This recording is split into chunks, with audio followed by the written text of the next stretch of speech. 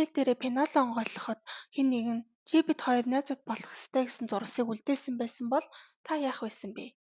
"Сайн байна уу? Намайг та нарын Эрдэнэ гэдэг. Би энэ цугаараа хүний эрх, нийгэм тулгуур тушуу асуудлууд болон философи гэх мэт олон зүйлийн талаар ярьдаг байгаа.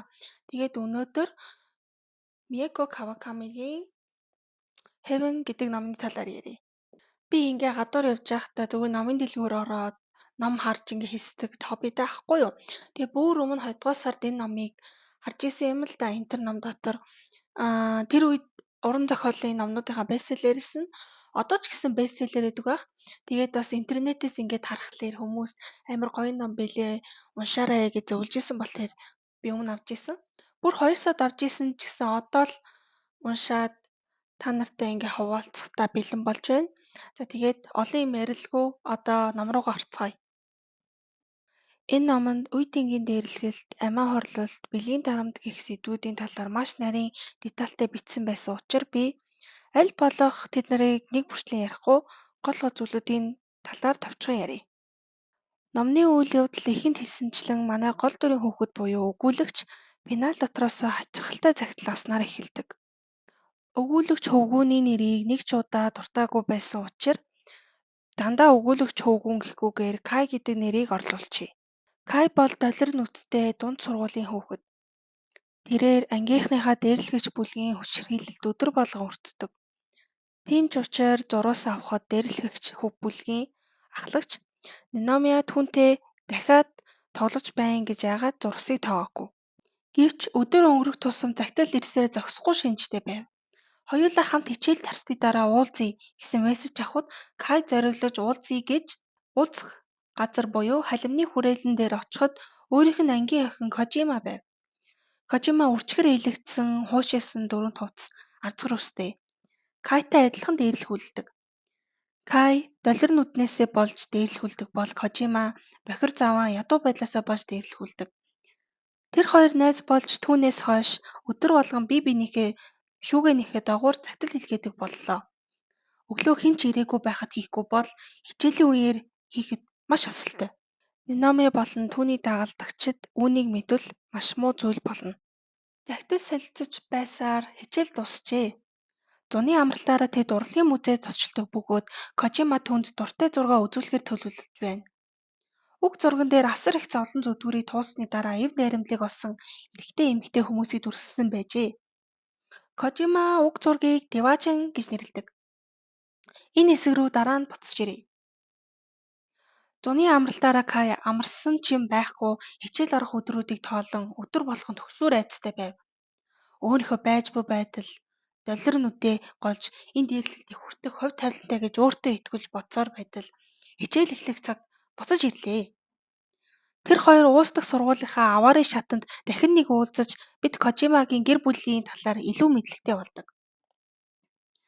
Хэдэн жилийн өмнө Кожимагийн төрсөн аав ээж хоёр хоёулаа хамт байх үед түүний гэр бүл үнэхээр ядуу зүдүү байсан. Аав нь өдөржин шөнөжин ажил хийж гэр бүлийнхаа төлөө зүтгэж байсан ч ээж нь өөрийнхөө ажлаас болж ядарч туйлдсандаа түүнтэй үргэлж хэрэлддэг байсан. Аав нь өөрөө гэр бүлээ ийм ядуу зүдүү байдалд хүргэсэн, бүх зүйл өөрийнх нь буруу гэсэн бодолтой учраас хэрүүл маргаан таг дуугүй юу ч хийхгүй. Нэгэн өдөр Кожима гадаад тоглож байгаад буцаад ирэхэд аав ээжийнхэн дунд маш том хэрүүл болж ээж нь уйсан байдалтай шазан аягаар аавыг нь цохиж цус нүстэй нь холилдуулсан дүр зураг түүнийг өгсөн. Ийм ноцтой хэрэг болсон байсан ч аав нь буцаж цохихгүй, додолдохгүй зүгээр л зогсоод байсан гэсэн.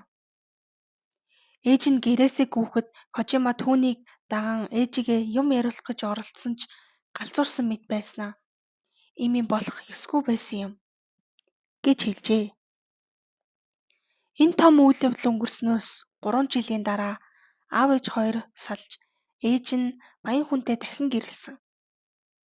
Кожима одоо ээж болон баян хойд аавтайгаа хамт амьдардагч аавда дэлхийгээс илүү хайртай. Аав нь хүнд хэцүү ажил хийж амрах завгүй явж байсан ч охиндоо санаа тавьж "Миний охин зүгээр үү?" гэж асуудаг байсан. Саяхан Кожима зуны амралтаараа аавындаа очиж Хэд хоноход аав нь яг л өмнөх шигээ хуучин гутал хувцад эд хэрэгсэлтэй байгааг анзаарснаа Кайд хэлдэг. Кожимагийн гэр бүл өмнөхтэйгээ харьцуулбал одоо арай баян ч гэсэн яагаад хуучсан дөрөнд хувцас өмсдөг, ардсар үстэй, бараг усанд ордгоо шалтгаан нь юу гэж бодож байна? Энэ бүхэн түүнд их утга учир бэлэг тэмдэгтэй юм. Өөрийгөө өдөр тутамд илэрхийлж буй байдал нь аавтайгаа хамт ядуу зүүдүү байсан жаргалтай үеийг мартаагүй, аавынхаа ачийг үргэлж өөртөө авч явдгийг харуулах, өөрийнх нь таних тэмдэг. Кожимаг Кожима болгож буй зүйл нь гэж хэлж болно. Кайгийн таних тэмдэг нь бол түүний долир нүд. Долир нүднээсээ болж дээрлэхүүлж их цовлон үзсэн нь үнэн.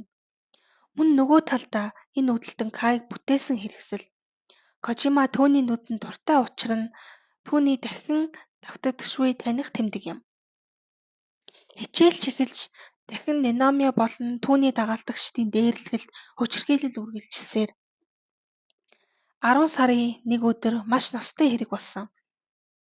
Хичээл тараад Ниноми болон түүний дагалдагчид Кайг сургуулийнхаа биеийн таймрын зал руу дагуулж ирээд түүний толгойд нь хийн гарсан гар бөмбөгийг угалж биегээр нь хөл бөмбөг тоглож байгаа мэт түүнийг цохиж зоджээ.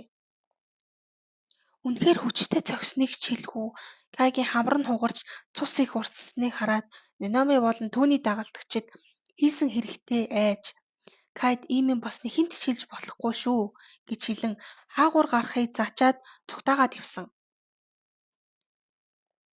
Энэ бүхнийг Кожима цонхноос харж байсан бөгөөд дээрлэгчдийн бүлэг бүгдээрээ явсны дараа Кай дээр очиж түүнд түшиг тулгуур болж хоёулаа хамт цустай шалыг чатгаар арчив. Ниномиагийн хэлснээр сургуулийнхаа арын хашаагаар Кай гарах гэж байсан ч Кожима түүнийг зогсоож хэдэн минут ярилцъя гэв.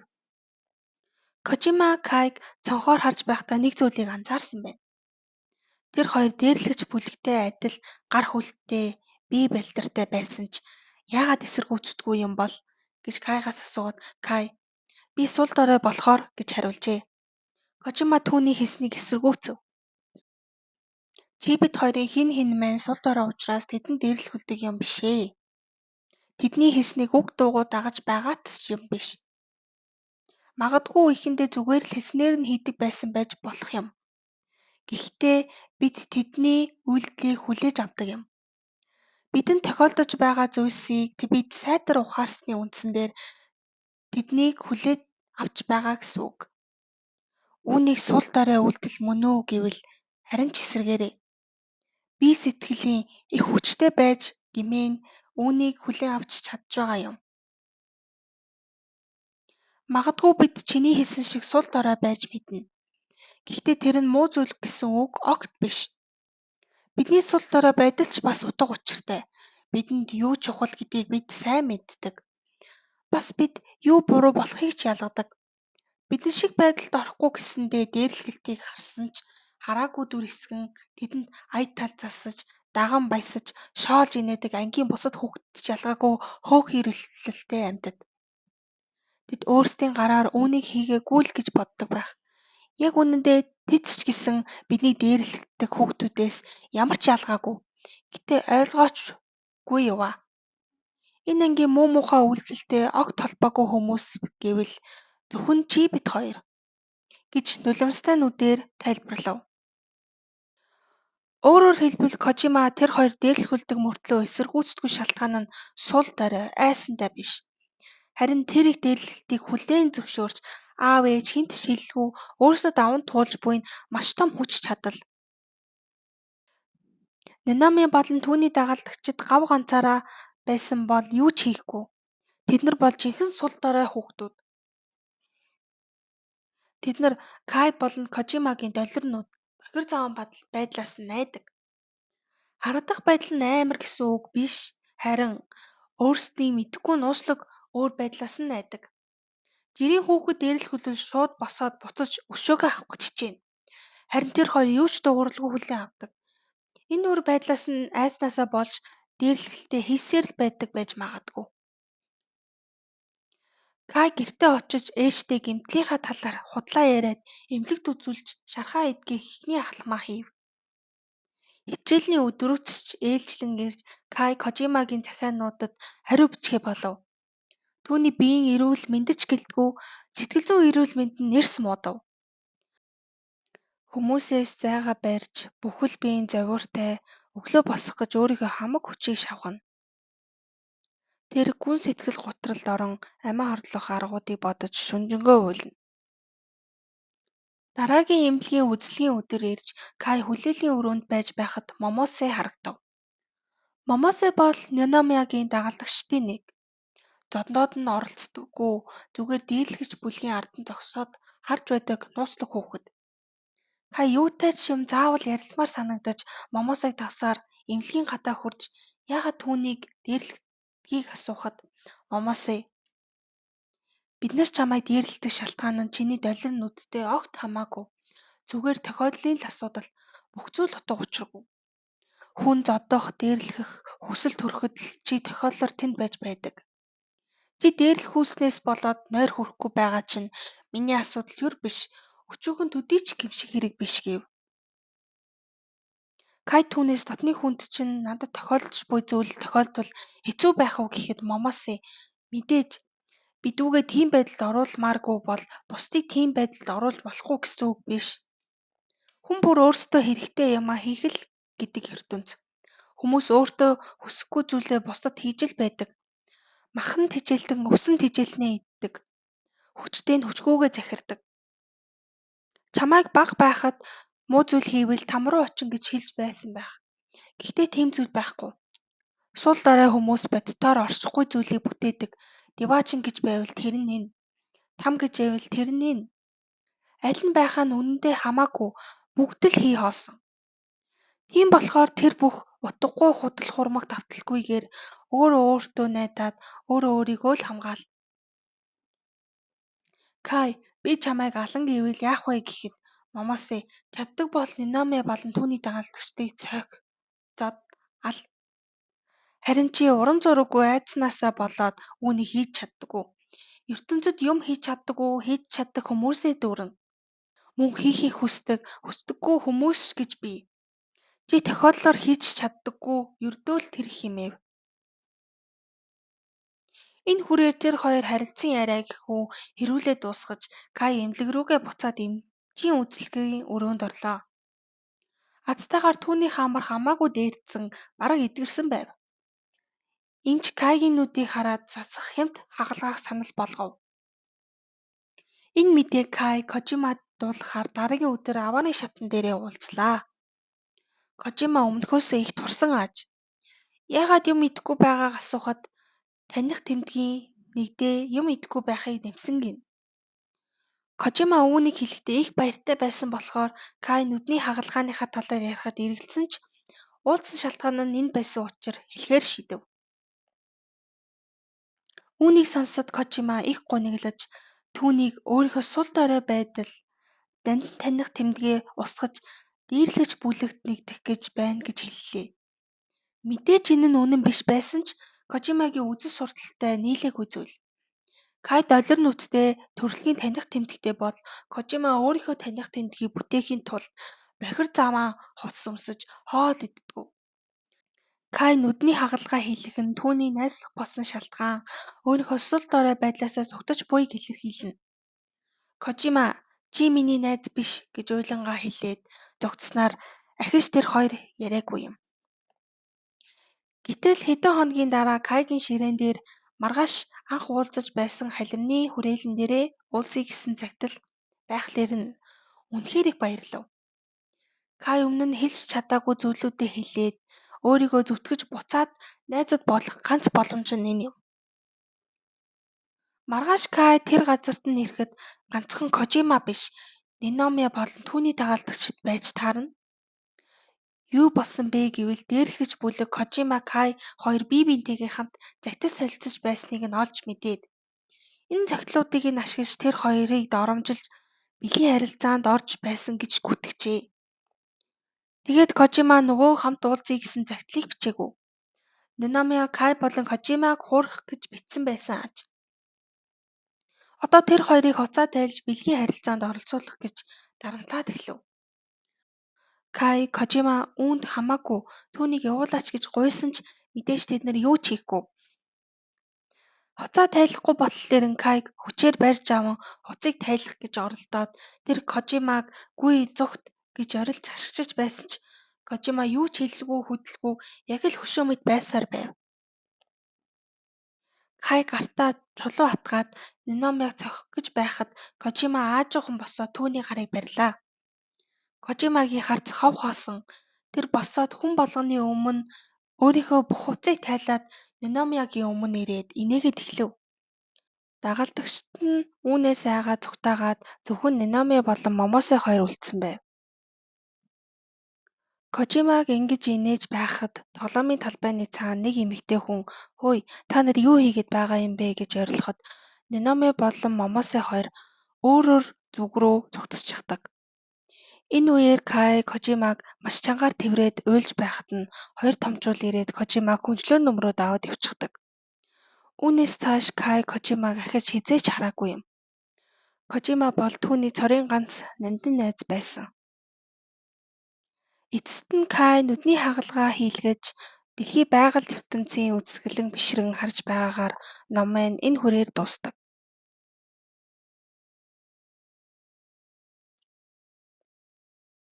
Би энэ номыг яг сургууль дээр ингээ уншаад дуусгаж ирсэн аахгүй. Тэгээд хамгийн сүүлийн ингээ амар том том ивентүүдтэй штэ нөгөө халивны парк дээр очоод нөгөө амир болон хамгийн сүүлд ярьсан. Тэгээд тэр Кожима Кай болно. Кожима болон Кайгийн ингээ хэрүүл тэгээд Момосотой ярилцсан харилцаа. Тэд нар ингээ бүгдээрээ ингээ сүүлийн 3 бүлэг дээр болж байгаа байхгүй юу? Энэ ном ингээ нийтдээ 9 бүлэгтэй.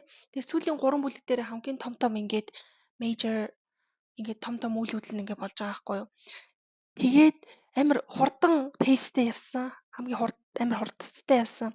Тэгэл ерөн бол энэ номыг уншиж дуусаад би юу уншиж ба. Эсвэл амар шоконд орсон. Үнэхээр гун утгатай гүн бодолд оруулахаар тэгээд яг ингээд дээрл хөлдөг хүүхдүүдийн яг бодож явдаг зүйлүүд яг ингээд ямар гоо байдаг. Тэрийг яг ингээд жинхнээсээ тулсан мэт ингээд манай Меко Каваками ингээд бичсэн байгаа аахгүй юу.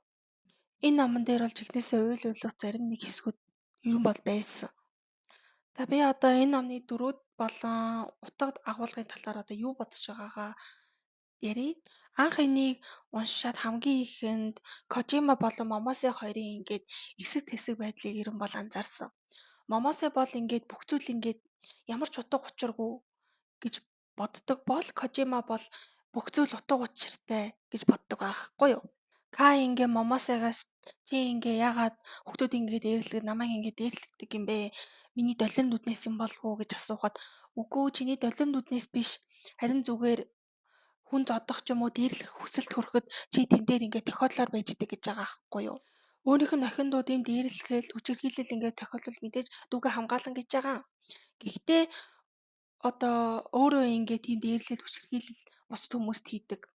Ягаад гэвэл тэр нь одоо ойр дотныхон хүмүүс биш. Хүмүүс зүгээр ингээ хүссэн өөртөө хэрэгтэй зүйлүүдээ л хийх нь хамгийн чухал гэж бодож байгаа байхгүй юу?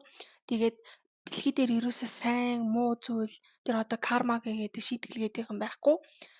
Там гэж яахгүй, деважин гэж яахгүй. Там гэж байвал энэ тэр, деважин гэж байвал энэ бол энэ.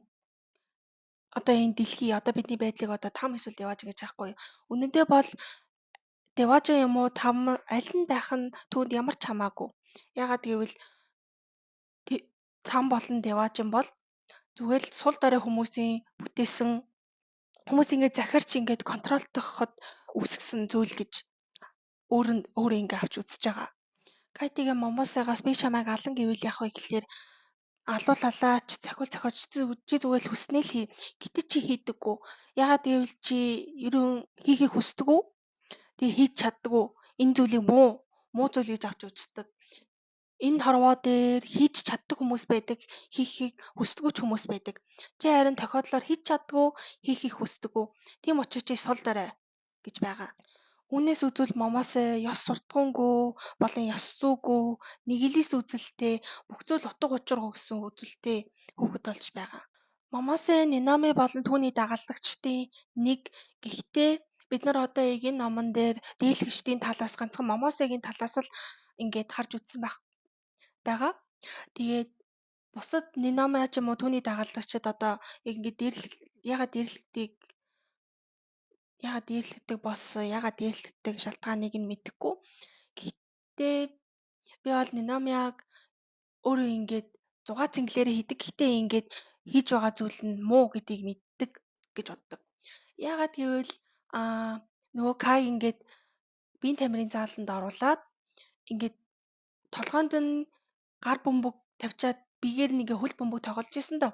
Тэгэхээр нөгөө Кайгийн ингээд хамар нь ингээ хугарцсан, цус нүштэй болцсон. Байхлын тэг чи ингээд паниктаад яна амир муу зүйл хийчлээ. Одоо ингээ мэдвэл яана гэж байгаа байхгүй юу. Тэгээд чи ийм босдыг хинт ч хэлж болохгүй. Чи тэгээд хүнд харагдахгүй тул төв хаалгаар биш харин сургуулийн арын хашаагаар ингээ гарчаарай гэж байгаа байхгүй юу. Тэр нь яг муу зүйл хийж явахдаа гимшиг сэтгэл байхгүй. Гэхдээ өөрт нь буцаад ирэх одоо карма consequence шийдгэлийг ингээд хүлээж амаараг байхгүй юу. Момосе шиг ингээд жихнээсээ бүх зүйл утга учиргүй гэж боддог байсан бол зүгээр л тэгэл орхичих байсан. Харин Кайд бол чи ингээ хинт чиж болохгүй шүү гэж байгаа байхгүй. Тэгэхээр ерөн бол бусдад хийж байгаа зүйлээ өөртөө тохиолдуулмааргүй байдаг. Надад Момосегийн үзэл суртал маш өвөрмөц санагдсан. Одоо ингээд телевизийн шоу ч юм уу, кино ч юм уу, бусад тийм юмнуудад юу тийгээ дээрлэгчдийг одоо ингээд гэр бүлийн асуудалтай болохоор тийм юм хийдэг, эсвэл өөрөө трауматай, эсвэл ямар нэгэн асуудалтай болоод тийм хийдэг гэж байхгүй юу. Харин Момосе бол зүгээр л хиймээр байгаа юмаа хийдэг. Ямар ч ингэ гимшиг сэтгэлгүй хийж байгаа юмаа нэгч боддггүй зүгээр ингэ хийдэг гэж байхгүй. Надаа бол ихэнх үеийнгийн дээрлэгч хүүхдүүд яг тийм санагддаг. Ар гэрийн асуудалтай байсан ч, трауматай байсан ч тийм юм хийж болохгүй байхгүй юу. Тэрийгэ ч мэддэг. Гэхдээ л зүгээр ингээд хүүхдийг ингээд дээрлэхэд байдаг. Эсвэл зарим хүмүүс зүгээр штэ жоохон байсан юм чинь хүүхэд дээрлэж байгаа мэдээгүй ерөн юм мэдээгүй юм чинь дээ гэж хаавал үгүй ихэнх үед ингэ дээрлэгчдэд юу хийж байгааг бол маш сайн мэддэг. Тэгээд хийсэн үйлүүдийнхаа шийтгэлийг ингээ хүлээхин тулд ингээл худлаа юм яриа л. Гэтэ Момосе бол тийм шүү дээ. Тэгэл үеийнгийн дээрлэгчдийн хийсэн үйл хэргийг ингээд өвдөхгүйд ар гэрийн асуудалтай байсан, трауматай байсан. Өөрөө ингээд хийснээ юу ч мэдээгүй, юу ч мэдлгүй, жоохон хүүхэд байсан гэж байгаа бол Момосегээс ингээд өөрийнхөө ингээд үгнээс ингээд харахад хийж байгаа юмаа маш сайн мэддэг. Тэгэл хиймээр байгаа юм чинь хийдэг. Яг тэр дээрлэгч хүүхдийн талаар ингээд дагалдангийн хүнээрээ шиг тэр үйлдэл хийсэн хүүхдээс нь ингээд сонсчлоор маш өвөрмөц санагдсан. Одоо Кожимаг хараад үзвэл Кожима одоо бүх зүйл утга учиртай гэж байгаа. Тэр одоо өөрөө ингээд дээрлэхүүлдэг, ингээд өөрийн зовлонтой байдал нь өөрт нь маш утга учиртай байж тарж байгаа.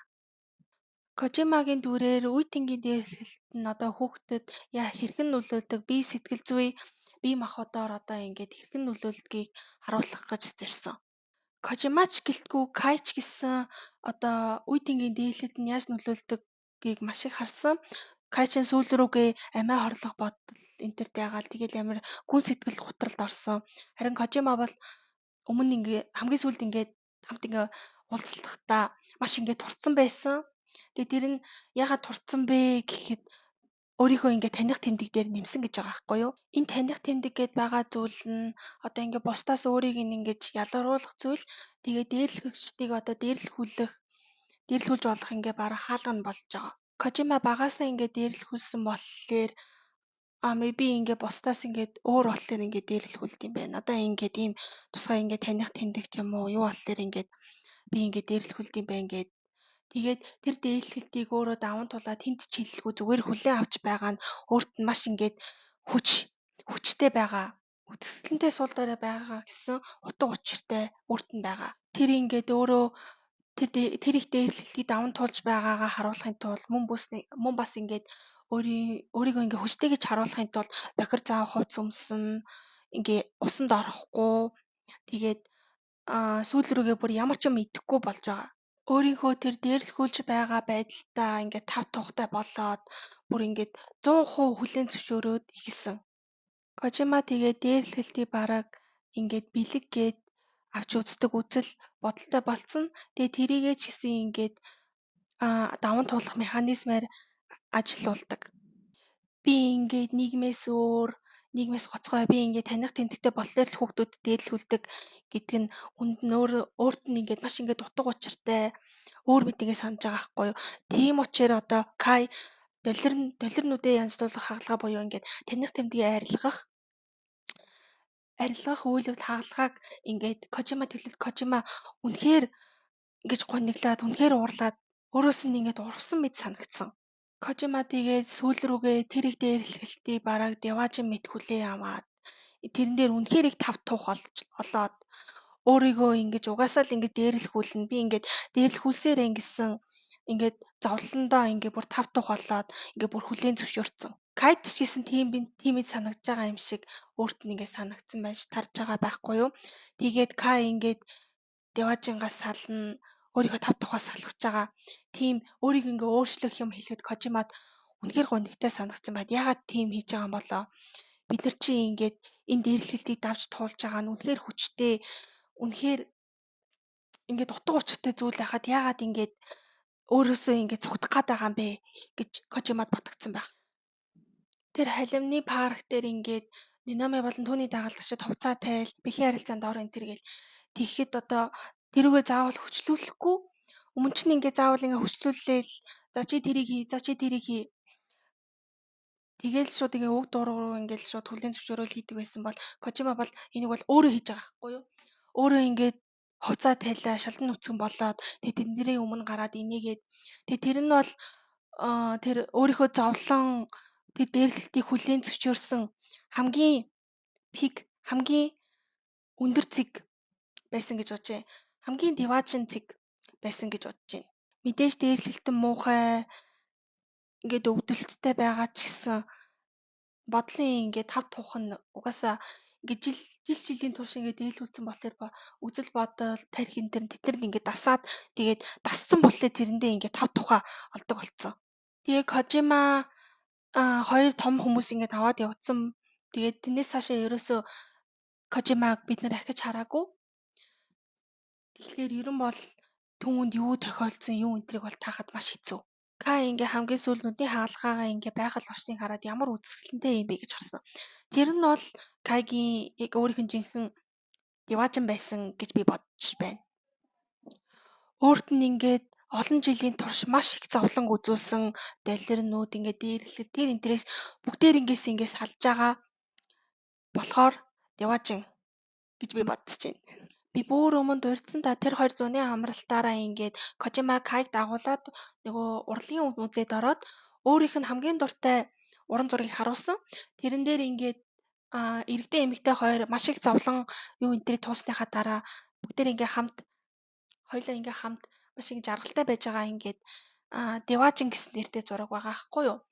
Тэгээ тэр нь одоо юу бэлэгдсэн бэ гэж би бодож байгаа болохоор Кай болон Кожима мэдээж эрэгтэй хүн Кай тэгээд эмэгтэй нь Кожима бэлэгж байгаа. Тэгээд тэр хоёр ямар ч байсан хизээ нэгэн цаад өөрсдийнхөө ингээд Деважин олон гисэн бэлэгдэлтэй гэж бодож байна.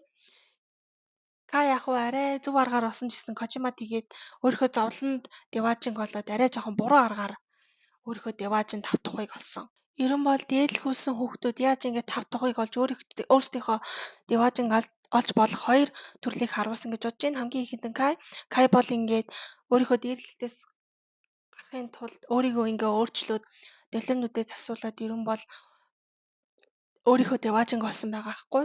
Харин Кожима бол илүү дордоод өөрөө ингээд энэ дээрлэлтийг хүртэх ёстой, хүлээн авах ёстой гэж бодоод тэгээд бүр тураад Америкэн болсон доо.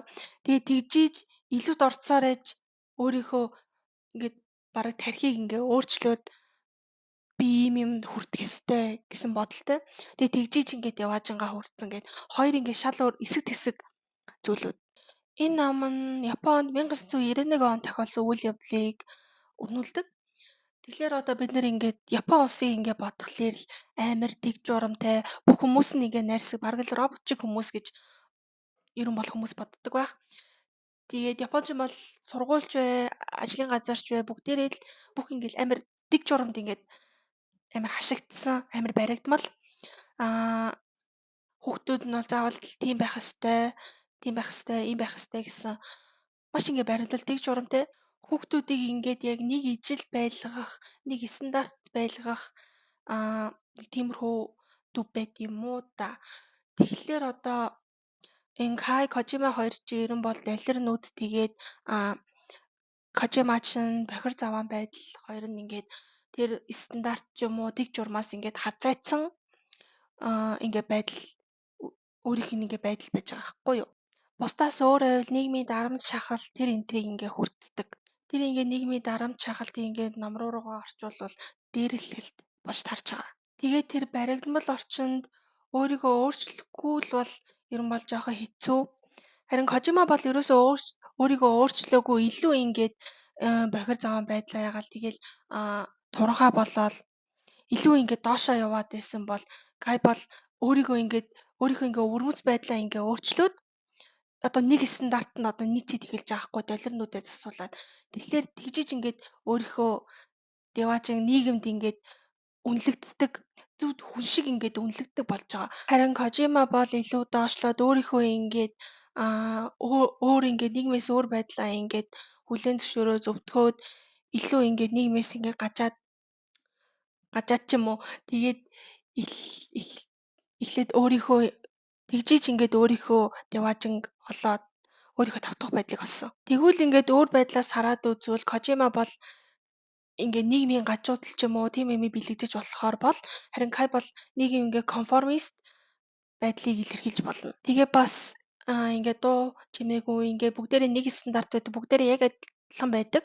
Ерөөсөө ингээ нэгээсээ гаждаггүй, бусдаас өөр байдаггүй тийм нийгэмд ингээд байгаа нь одоо тэр хоёр ингээд ягаад дээрлэхүүлж байхдаа хинт ч хэлээгүй юм. Зүгээр ингээ хүлээн зөвшөөрөөд юу ч хэлэхгүй байгаад байсныг бас тайлбарлаж болох байх. Гэхдээ бас хараад үзвэл энэ хоёр ингээд хоёулаа ингээд дээрлэхүүлдэг болохоор ингээд найзууд болсон. Зүгээр л ингээд хамт ингээд дээрлэлтийг даван туулахад ингээд найз болсон. Зүгээр л ингээд дунд сургуулийн ингээд жоох хүүхдүүд байгаа байхгүй юу. Тэгэхээр тэрийг бодоод үзэхлээр маш харамсалтай, маш өрөвдөлттэй санагдаж байгаа. Та тэгээд энэ номыг өөрөө авч уншаад үзвэл ерөн бол харамсахгүй. Үнэхээр гоё ном. Үе тэнгийн дээрлэлт нь одоо хүүхдэд яаж нөлөөлдөг, тэр хүүхдийг одоо яаж хоёр эсрэг туйл руу ингээд шилжүүлж болохыг амар ингээд үнэхээр үсгэлэнтэйгээр маш нүдэнд харагдталаар ингээд бичсэн байна. За тэгээд энэ бичлэг таалагдсан бол subscribe болон лайка дараарай. За тэгээд дараагийн бичлэгээрээ уулзцгаая.